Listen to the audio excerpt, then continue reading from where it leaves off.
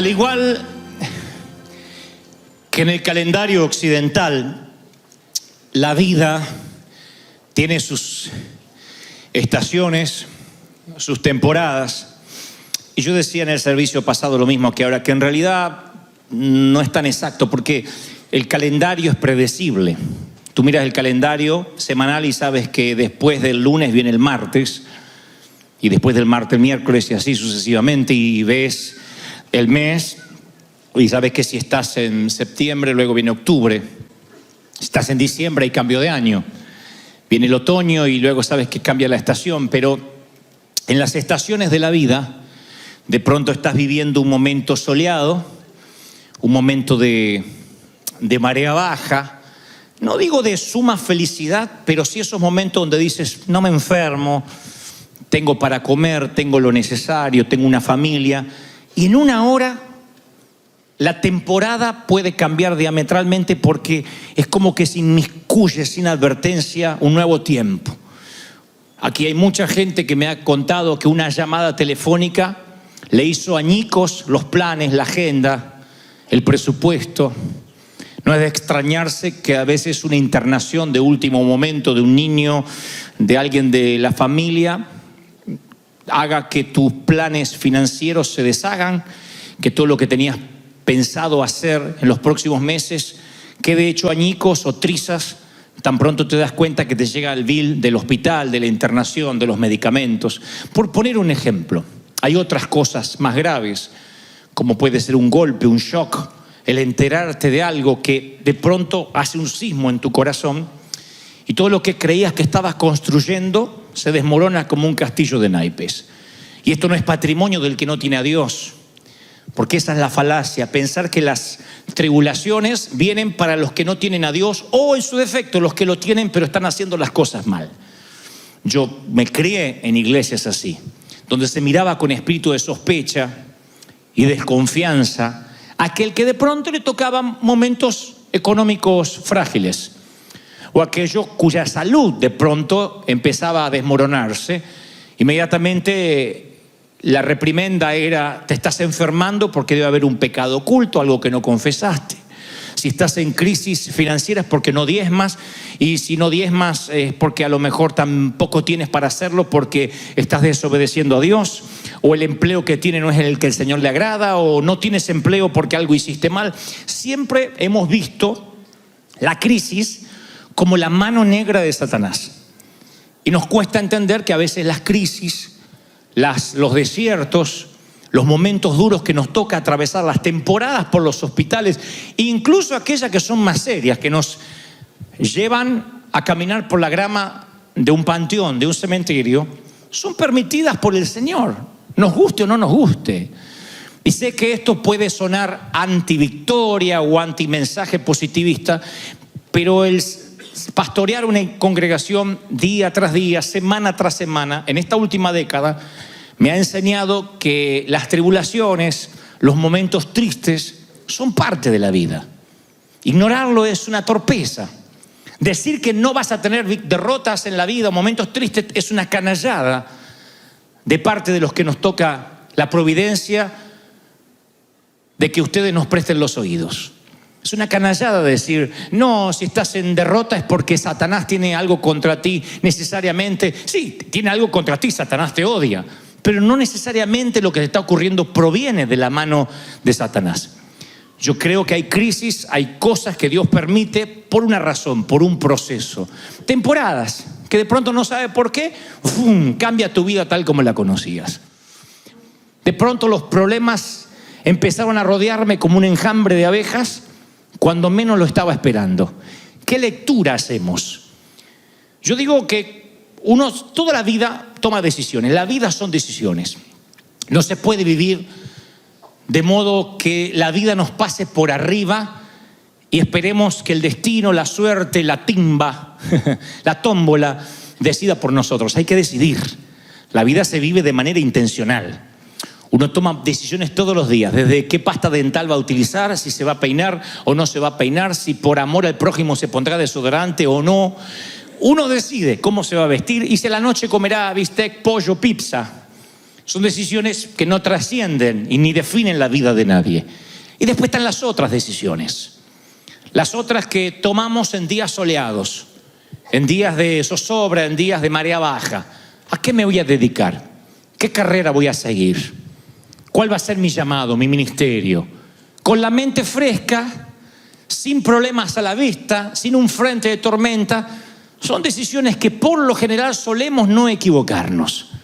Y después están las otras, las decisiones que uno tiene que tomar bajo tormenta. Cuando estás echando el agua, los vientos huracanados, y uno tiene que decidir. Esas decisiones son las más complejas porque uno no tiene la mente totalmente clarificada. Y ahí es cuando nos podemos equivocar. Cuando decidimos bajo tormenta, cuando decidimos bajo presión, cuando decidimos tristes, o lo que es peor, tomamos decisiones demasiado cansados. Y no hablo del cansancio físico que se puede reponer tras 8 horas de cama o 6 horas. Hablo del cansancio del alma, cuando estás agotado, cuando todo hace que a tu alrededor parece que se viene contra ti en un frente de tormenta y estás intolerante y te cansa cualquier cosa. Ahí tomas una decisión y posiblemente estés equivocado. Hay gente que se ha casado bajo tormenta. Hay gente que se ha divorciado en medio de una tormenta. Hay gente que ha abortado bajo una tormenta. Y luego se arrepienten toda la vida porque no era el mejor momento para decidir o para tomar ese tipo de decisión. Si vas a la cárcel, te vas a encontrar con mucha gente que bajo presión tomó la decisión incorrecta. O sea, todo mundo vamos a tener complicaciones. La vida, como digo siempre, no es un paseo por el parque. La vida es compleja. Amar duele, emprender causa adrenalina, soñar cuesta, trabajar duro tiene su precio y también su paga, pero su precio. Cada cosa que nosotros hagamos tiene su costo. Pero sin embargo, cuando la gente en esa presión emocional, bajo tormenta, toma decisiones, a veces se lamenta toda la vida. Y digo, si vas a la cárcel, te vas a encontrar con gente que dice por 1 minuto, por 2 minutos, si lo hubiese pensado mejor. Y como esas decisiones hay otras que no te cuestan la cárcel, pero te cuestan una quiebra financiera, un matrimonio infeliz, un sitio donde no querías vivir y te arrepientes porque todo se basa en la decisión. Los Angeles Times publicaba hace unos meses atrás la noticia de alguien que había sido asesinado, un vecino que había sido asesinado con un cuchillo de carnicero, y por las huellas, por el ADN, dieron con la persona que había cometido el ilícito. Cuando llegaron a verlo y a detenerlo, él dijo: no fui yo, fue mi hermano. Quiso acusar al hermano, un hermano gemelo. Pero la treta no le resultó porque ya la policía había estado con el hermano gemelo y el hermano gemelo tenía un récord intachable. 0 antecedente criminal. Sin embargo, este, que acusó al hermano, había tenido entradas en la policía, multas, mucho background, que inmediatamente lo condenaron. Y los sociólogos estudiaron el caso y llegaron a la conclusión, o arribaron a la conclusión de que ¿cómo puede ser que 2 gemelos, criados en la misma casa, que responden a los mismos padres, que comen el mismo cereal por la mañana, que juegan con el mismo perro, que tienen supuestamente el mismo entorno, uno tiene un récord intachable ante la ley y otro es un delincuente y pasará el resto de su vida en la cárcel en prisión perpetua? Gemelos. Y llegan a la conclusión, insisto, que todo tiene que ver con la decisión. Uno de ellos, ante una crisis, decidió mal. El otro decidió bien. Siempre las tormentas nos hacen decidir. No podemos estar exentos de problemas. El tema es qué hacemos cuando estamos bajo tormenta. ¿Qué decisión tomamos? El sufrimiento va a venir, el dolor va a venir. Si alguna vez la vida, Dios te lleva a otra ciudad y te congregas con otro pastor y te dice que si estás en derrota o pasas por crisis es porque te apartaste de Dios y eso es obra de Satanás, no le creas. Es un embustero. Porque la vida tiene cosas lindas, maravillosas, pero también el Señor prometió que tendríamos aflicción. Y como el Señor nos habló hace unos días atrás, está bien que a veces no estés bien. Está bien que estés pasando crisis. No eres raro. Dios no te abandonó. No es que te falta unción, ni decir las palabras proféticas, ni que no estás empoderado. No. Lo que sucede es que la vida. Y a veces los pastores nos volvemos embusteros. Decimos 2, 3, 4 palabras para que la gente nos grite, nos diga aleluya. Y después te encuentras con la vida real. Y la vida real es muy diferente a lo que se puede arengar tras un púlpito o en un stage. La vida real es real. Y yo no te estoy diciendo que vas a vivir de tristeza en tristeza. Pero sí que van a venir tormentas, porque el Señor lo prometió. Edifique sobre la roca o edifique sobre la arena, el pronóstico para ambas casas, tormenta. Sobre la roca permaneces, sobre la arena grande es tu ruina, pero tormenta para los dos. No promete el Señor días soleados eternos para los que edifican sobre la roca, como se cree en ese evangelio que se predica tanto hoy, de que tienes que vivir siempre en victoria en victoria. A veces no, a veces son temporadas largas que el Señor te quiere enseñar a vivir en la escasez. Y tú dices, ¿Dios es un Dios de escasez? No, lo diré otra vez. Dios es un Dios de prosperidad y de abundancia, pero a veces quiere enseñarte a vivir en la escasez. De otro modo, como dirás lo que dijo Pablo, sé vivir en pobreza y sé vivir en riqueza. Sé tener en todo y sé lo que es que me falte todo. ¿Cómo lo aprendes si no es en la universidad de la vida? ¿Cómo sabe Dios que tu gozo no está regulado por la cuenta bancaria? ¿Cómo sabe Dios que tú vas a adorar igual cuando estás con los 2 pies en tierra o cuando tienes que hacer el equilibrio porque sube el agua? Dios necesita saber que tu gozo y tu congregarte y tu fidelidad no depende siquiera de tu salud. Todos queremos tener salud, nadie nos gusta ni tener un resfrío. Sin embargo, el Señor dice, ¿cómo sé que aún seguirás siendo fiel cuando la salud se ponga frágil? Cuando eventualmente envejezcas. Porque si Cristo no viene antes, todos vamos a envejecer. Bueno, yo más tarde que tú, obvio, pero vamos a envejecer. Algunos envejecerán dignamente, otros no los querremos ni mirar, pero envejecerán. Y junto con la vejez, ya la vista no será la misma. Las fuerzas no serán igual. Los dientes no estarán allí. Vendrá la celulitis, la varices, la artritis. La próstata, orinarás mucho más seguido de lo que orinas ahora. Esas cosas vienen. Recibe esta palabra profética de parte de Dios. La ley de gravedad se cobra a sus víctimas. Hay cosas que nunca volverán a estar en su sitio. No hay botox que lo pueda arreglar. Eso viene. ¿Y qué es eso sino una enfermedad paulatina? En la vista, en los oídos, en la voz. ¿Qué es eso? ¿Cómo nos vamos de esta tierra si acaso no nos vamos deteriorando todos los días un poco? Imagina que Dios solo podría estar con la gente joven, solo con los que esbozan salud. Imagina que Dios solo bendice a los que tienen mucho dinero ahorrado en el banco. Bueno, los hispanos entonces no seríamos bendecidos casi ninguno. Sin embargo, es lo que se nos ha predicado durante años. Y entonces, cuando uno empieza a pasar crisis, uno lo quiere ocultar porque teme que ha hecho algo malo.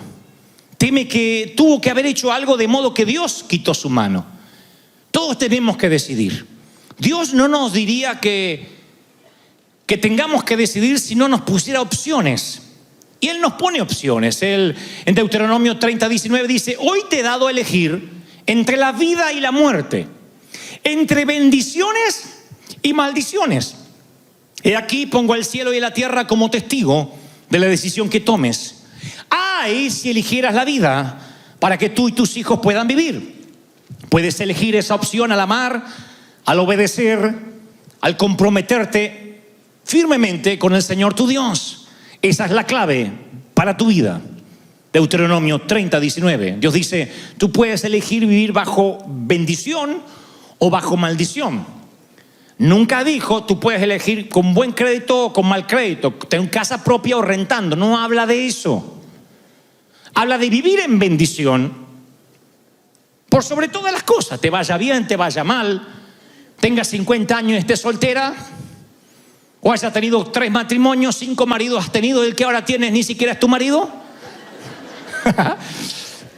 Tengas suegra, no tengas suegra, te hayas casado afortunadamente con una huérfana. No sé cuál es tu situación, pero el Señor dice, tú tienes que elegir estar bajo bendición o bajo maldición. Bendición o maldición. Ahora, este es el punto.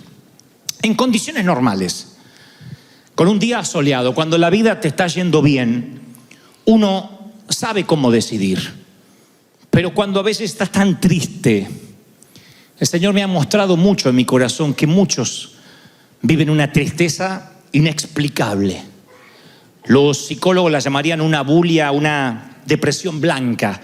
Se le llama depresión blanca a la depresión que no siquiera tiene una razón de ser. Porque la depresión puede venir de un luto, de una tragedia, de un infortunio. Pero a veces las personas se ponen tristes porque sí. No estoy minimizando lo que sientes. Al contrario, trato de ver la patología, qué es lo que te pasa. A veces es un cansancio residual llamado estrés, surmenage. La vida no te dio tregua por tantos años. Capaz que vienes desde jovencito trabajando con 2, 3 empleos porque tienes que sacar adelante una familia y tú no lo sentiste en ese momento y hoy tienes 40, 50, 60 años y te viene un cansancio de golpe que no sabes de dónde. Sientes que se te vinieron los años encima. Hay una explicación médica para eso. Fueron años de estar librando batalla, como los que estaban en el muro de Nehemías, que con una mano tenían la pala y con la otra una espada. Cuando tienes que trabajar y además pelear contra las injusticias, contra la discriminación, contra la falta del manejo del idioma, con la indocumentación, causa un cansancio tan grande que un día te estás tan estresado que pueden pasar 2 cosas. O te enfermas, porque el cuerpo somatiza. La somatización es que el cansancio del alma hace que bajen las defensas del cuerpo y te agarre cualquier enfermedad que anda por ahí. Te resfrías, te bajan las defensas pulmonares, las células están abiertas a cualquier enfermedad, a cualquier peste, o en su defecto te agarra una tristeza sin sentido. Y a veces hay gente que me dice: pastor, ora por mí porque estoy triste. Le digo: ¿por qué? No sé. Y yo no me río ni digo: pero bueno, victoria, victoria, repita conmigo, victoria, victoria, empodérate, aleluya, diga conmigo, gloria. Y lo mando a la casa. Porque es desconocer una vida atrás, un background. Y es gente que se está hundiendo en un pantano y que no tiene ganas de pelear. Quiere rendirse. Le pasa a cristianos, le pasa a pastores. Hace menos de un año un pastor aquí de California se suicidó. Un hombre de Dios, americano, con una iglesia creciente, y la esposa dice: yo no puedo creer no haberme dado cuenta de la tristeza que tenía mi esposo. Parecía que él era feliz cuando ministraba, pero llegaba a casa y entraba en unos pozos. Usted dice: un hombre de Dios, ¿y qué lo agarró Satanás y se endemonió? Esa es la lectura más fácil, se endemonió. Yo tengo otra lectura. Viene en crisis, porque las crisis vienen para todo el mundo. El Señor le dijo a sus amigos, a sus discípulos: vienen aflicciones, vienen momentos difíciles. La pregunta no es si van a venir o no, la pregunta es: ¿qué vas a decidir? Porque así como 2 gemelos, uno es un delincuente, el otro tiene un récord intachable y ambos se criaron bajo la misma casa, así hay creyentes que escuchan el mismo sermón, tienen el mismo pastor, se congregan en la misma iglesia y ante una crisis financiera uno se acerca más a Dios y el otro se manda a mudar.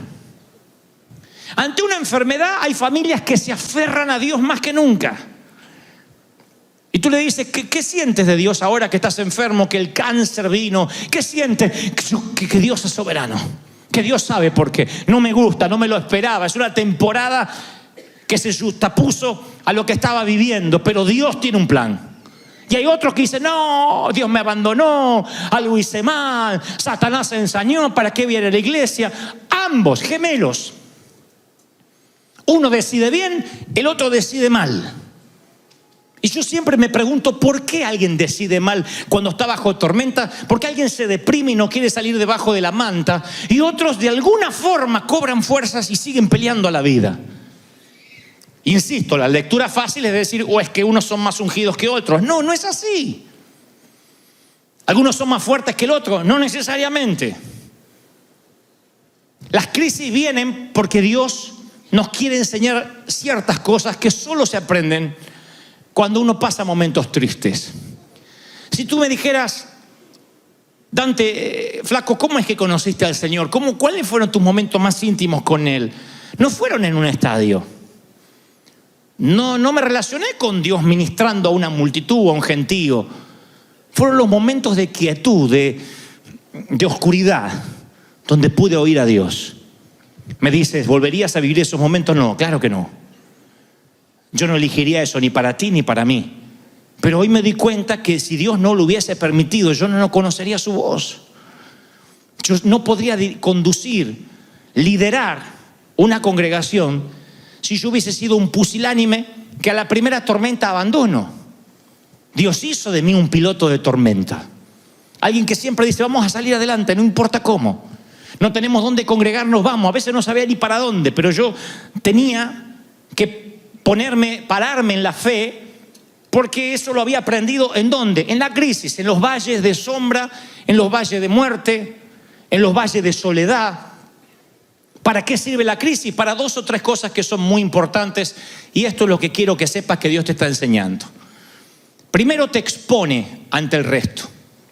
Uno cuando se ve en crisis no lo quiere mostrar, no quiere que nos vean. Por eso cuando nos preguntan ¿cómo estás? Decimos bien. Nadie dice quiero matar a mi suegra, quiero ahogar al bestia que duerme conmigo, no tolero más a mi cuñado. Nadie dice eso. Todos dicen bien. No queremos que nos noten. Encima hay una cultura evangélica de no mostrar que somos de carne y hueso, porque eso parece que no fuéramos espirituales. No van a oír por ahí mucha gente diciendo ¿cómo estás? Y con problemas matrimoniales, como todos. La mayoría te dice, ay, acá ando con mi cañoncito de dulce de leche, lo amo tanto. Y vos le ves la cara al marido que más que dulce de leche, tiene una amargura encima. Pero enseguida levantamos la fachada a ver si piensan que Satanás se nos metió en el matrimonio. Otros, ¿cómo está financieramente? Bien. Algunas cositas, pero ya vamos a seguir adelante. Y está bien no estar bien. Lo vengo diciendo de parte de Dios hace días. De otro modo no vas a recibir ayuda. Pero ¿qué hace la crisis? Te expone. Job, para los que no conocen la historia, les cuento muy rápido. Un día hay una plática, una charla cósmica. Dice la palabra que el enemigo, Satanás, le dice a Dios, mira, este Job te adora, te sirve porque hay un cerco alrededor, porque no lo puedo tocar. Pero si tú me permites, a mí me gustaría tocarlo un poquito. Me gustaría que su salud se ponga frágil, que le pase algo a su familia. Y yo te voy a demostrar que este tipo te adora, te sirve, porque la vida es un canto para él. Tan pronto las cosas se pongan feas, él te maldecirá. Y Dios dice, no, está bien, te permito que lo toques, pero no lo mates, no le hagas daño a él, pero puedes tocar todo su entorno. Una plática que yo no quisiera que nunca Dios tenga con el diablo respecto a mí. Está bien. Y apenas Job empieza a tener crisis, los amigos vienen, los parientes, y a ver si te identifica. Y le dicen, entre otras cosas, este sufrimiento, Job, tiene que ser tu culpa. Tienes que haber cometido un pecado imperdonable. Atrajiste el mal a ti. ¿Cuánto nos identificamos con esto? Que en el momento más bajo viene un desubicado, para no decir un menso, y te dice algo así. ¿Habrá pecado en tu vida? Y te pone a veces en una situación tan tensa, donde encima que la estás pasando mal es culpa tuya. Encima que la enfermedad era una temporada que no esperamos, encima es culpa tuya. Yo recuerdo hasta creyentes que abrían la nevera o iban al baño y decían, un hijo de Dios no puede tener tantos medicamentos en la casa, ¿eh? Algo raro está pasando acá. Y sí, soy diabético, ¿qué va a pasar? No es que yo lo sea, pero es lo que a veces uno respondería cuando te ven que tienes un remedio o algo para la diabetes. Entonces hay gente que te juzga por lo que te está pasando. Por eso es que nosotros cuando tenemos una crisis lo tratamos de ocultar. Yo he pasado momentos muy difíciles, tratos de Dios, cuando me despidieron del empleo, cuando estaba solo, cuando estábamos solos, que no sabíamos a veces ni qué comer. Y ahí entendí que con algunos hermanitos yo no necesitaba a Satanás.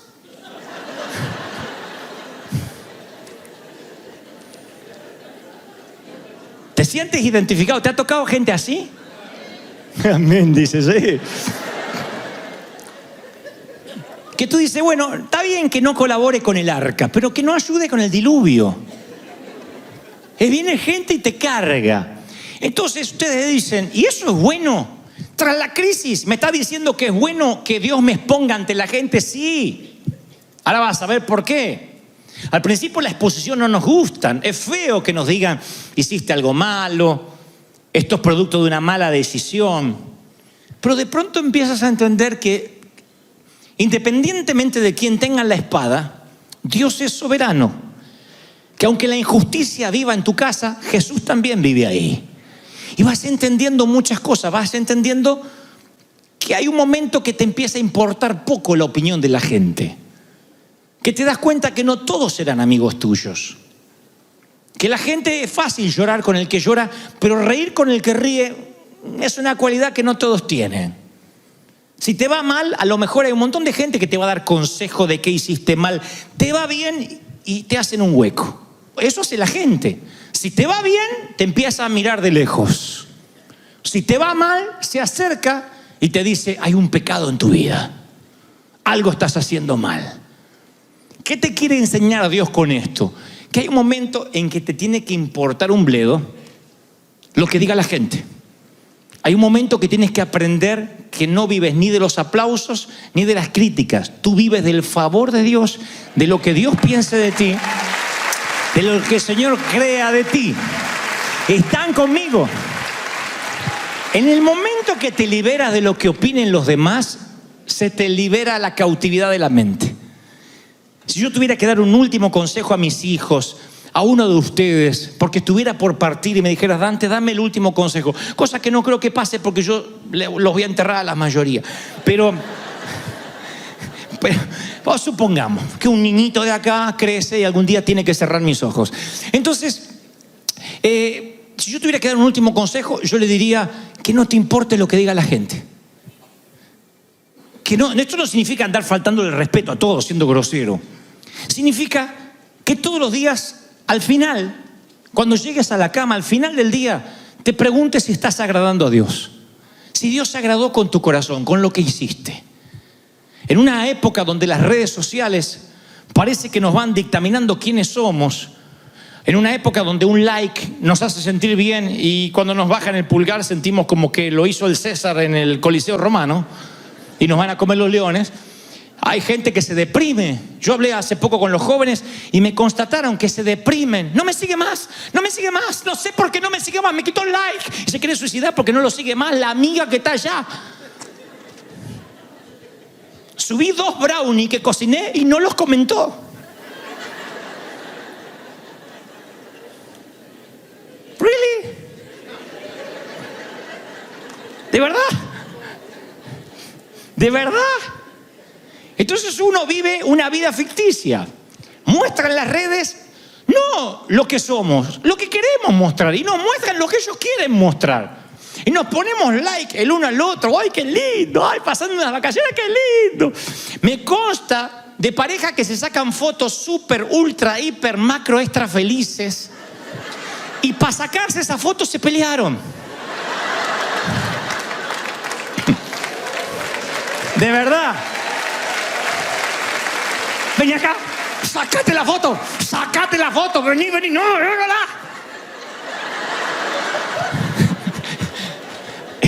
Y tú dices, ay, qué linda pareja. Y se fueron insultando los dos porque no querían sacarse la foto, uno de los dos. Entonces las redes mienten. Las fotos con filtros nos hacen creer, le hacen creer al otro que somos lo que no somos. Entonces la foto, como le digo siempre a los muchachos, no es la cara de pato y el trasero así.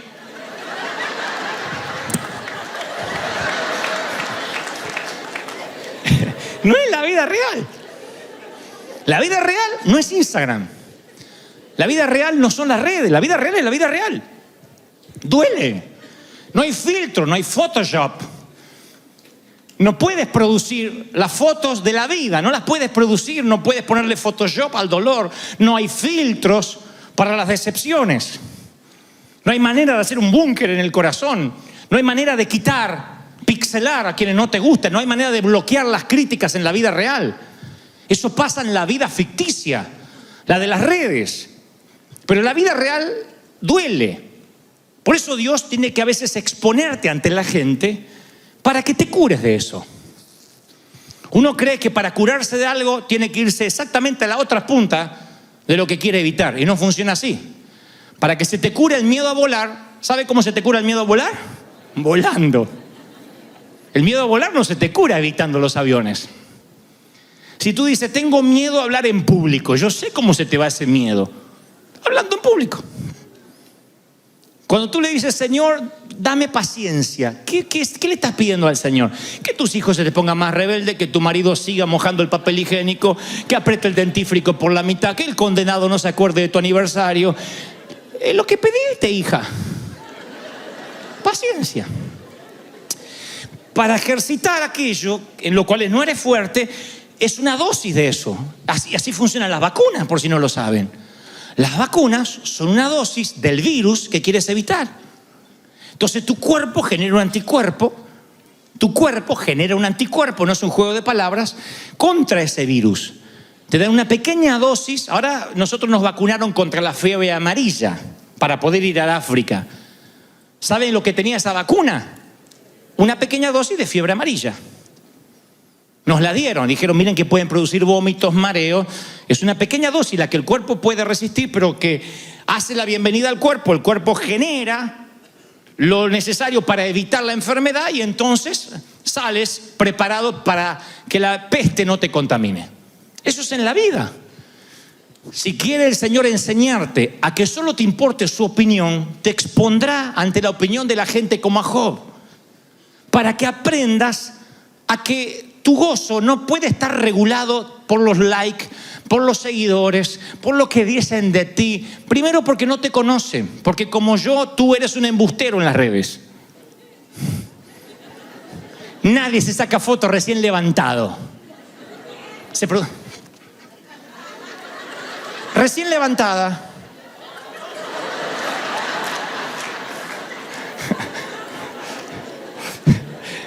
Mentira. Eres más fea que eso que vimos.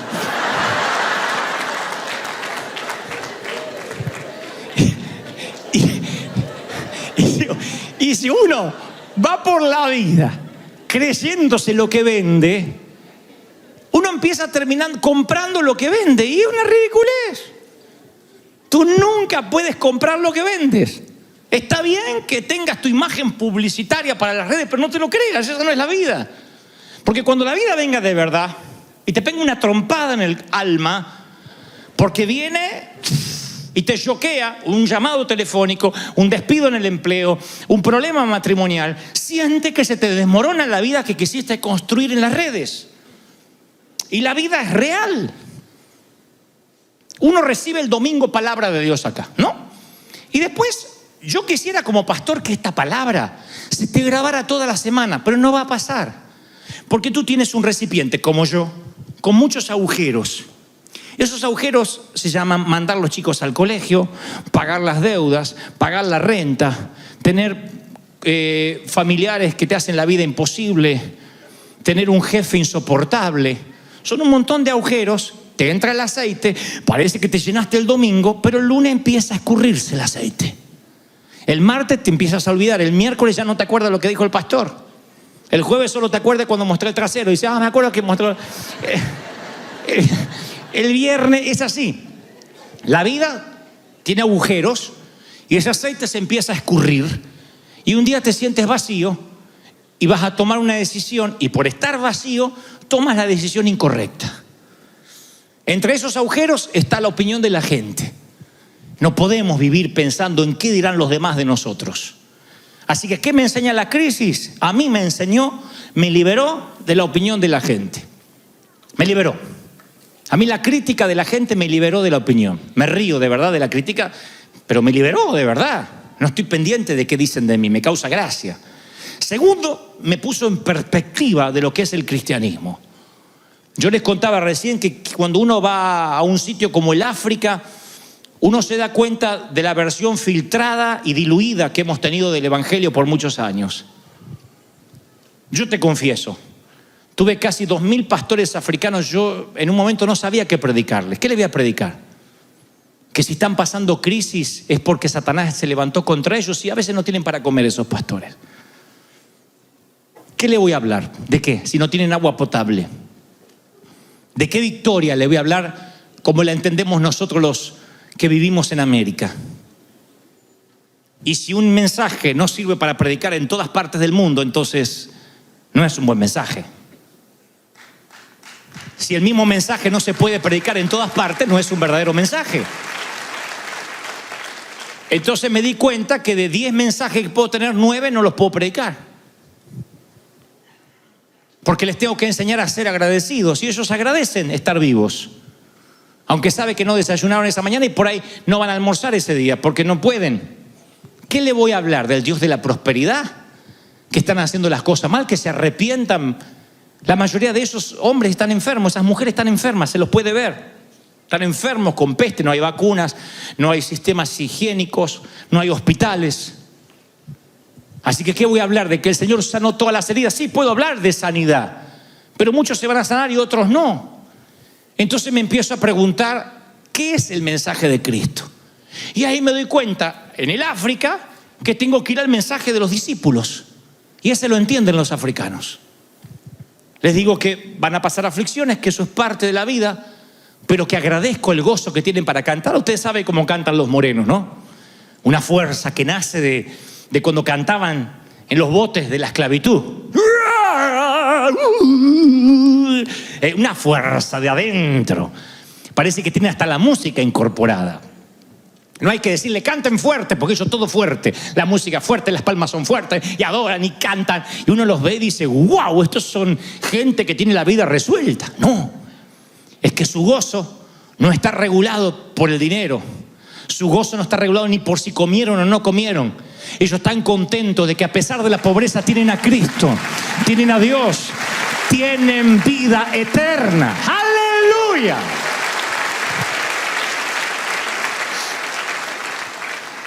Así que les digo que Dios usa a la gente rota.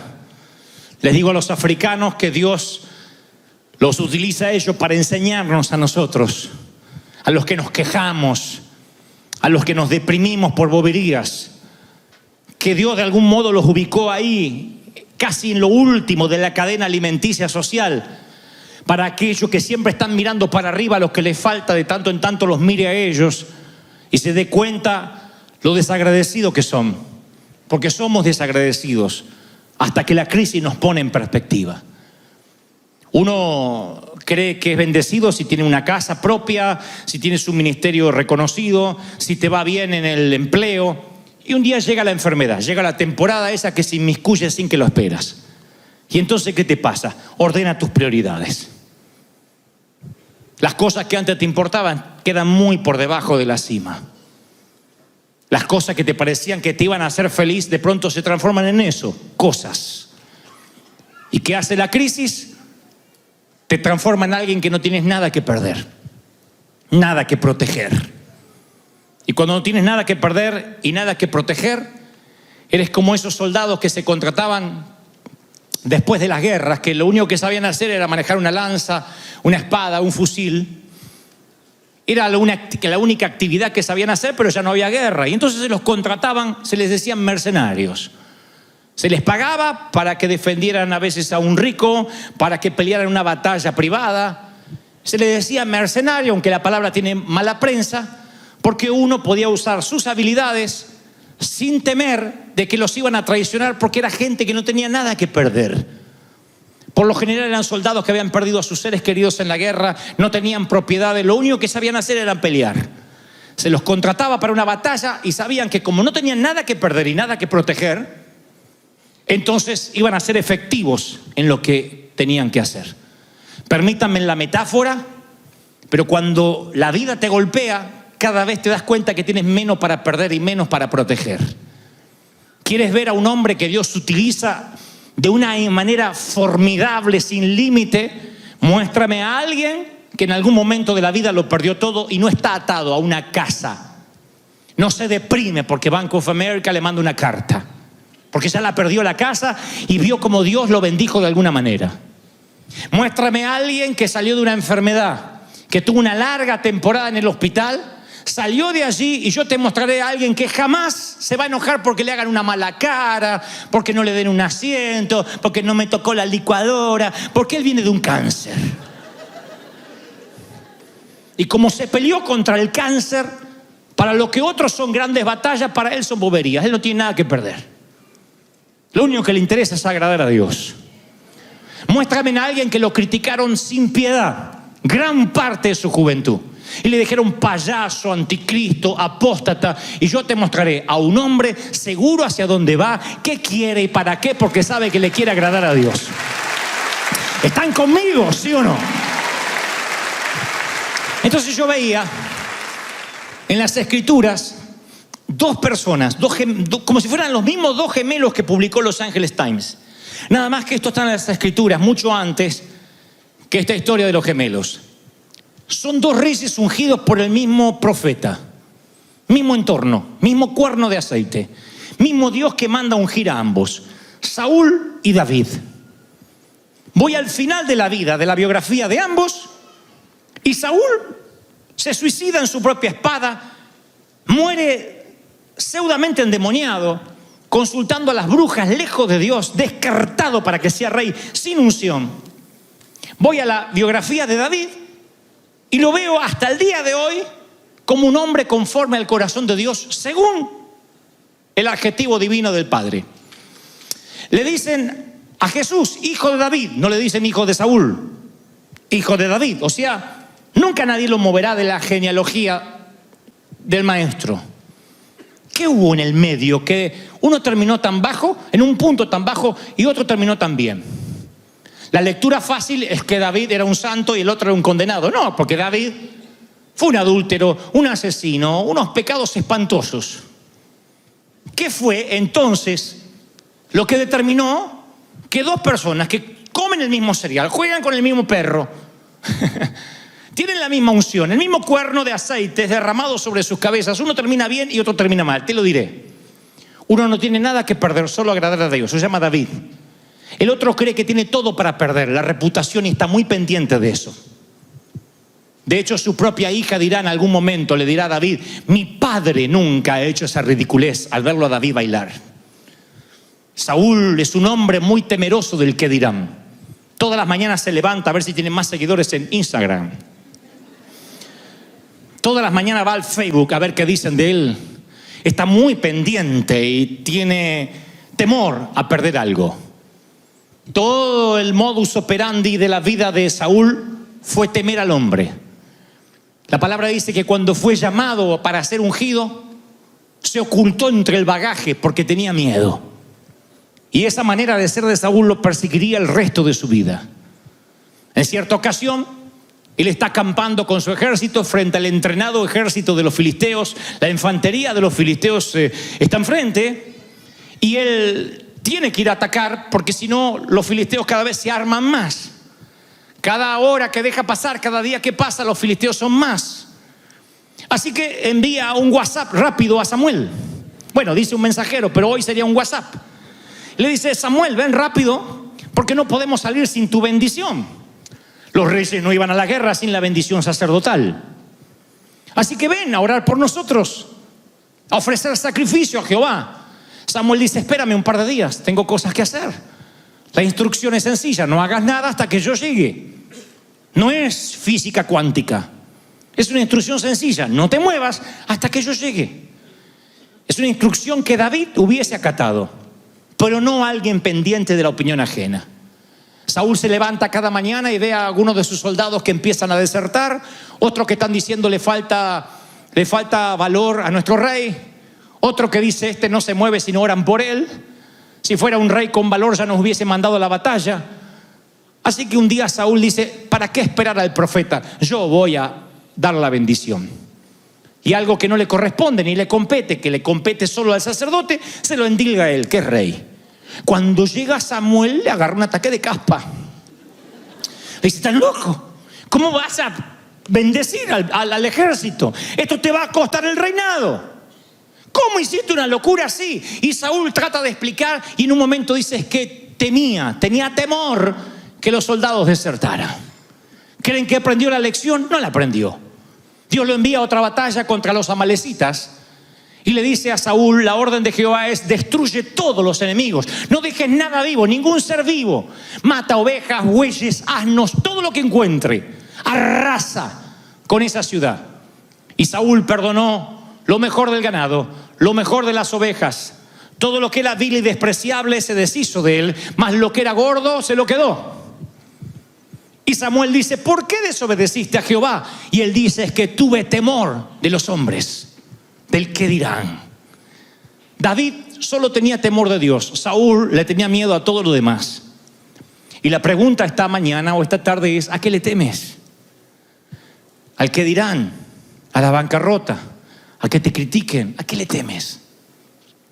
Porque a lo que le temas, ese temor será tu verdugo. La crisis hará que no le temas más a nadie.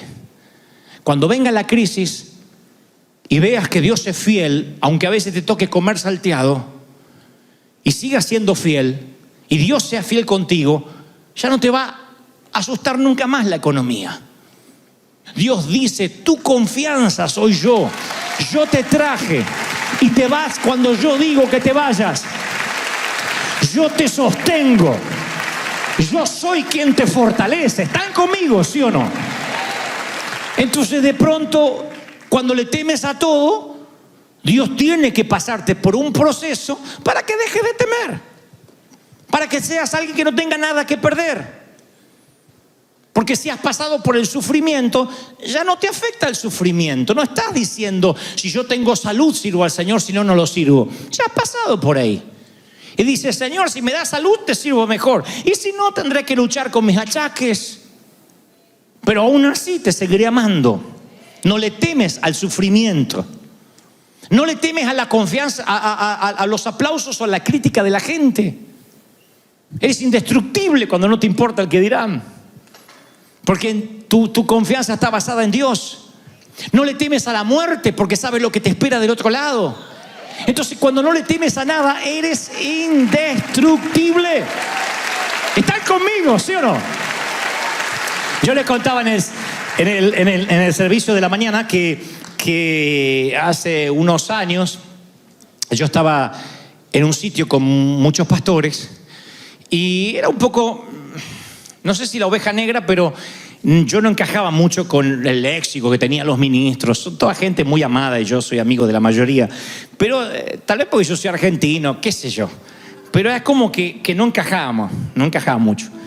Entonces un día estábamos reunidos con un grupo de pastores y viene alguien que es un profeta de Dios, que también quiero mucho, a decir verdad. Me dice delante de los ministros: Dante, tengo una palabra para ti, la palabra de Dios. Y hacía todo así el rictus, como que le estaban bajando los mails, ¿no?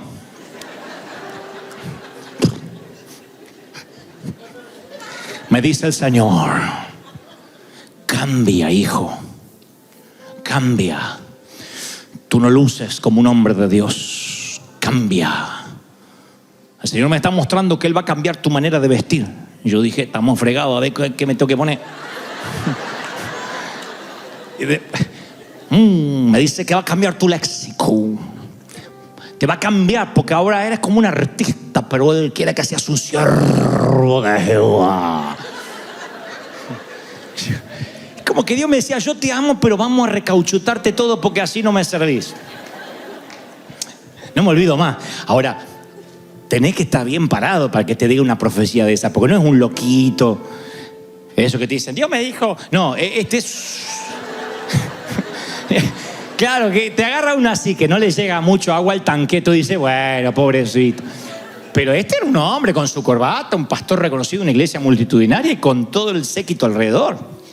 Y no me olvido más que me dijo: cambia, porque si no cambia, Dios quitará la mano. Y vino la maldición, que cuando Dios te habla, no viene con maldición agregada. Yo quiero que sepan esto, abro un paréntesis.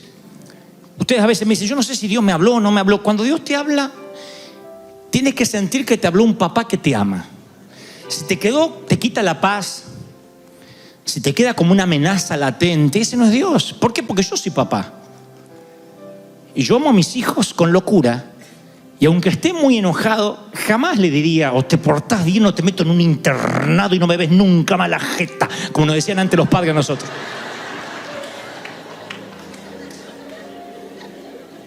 Nunca está en juego el amor.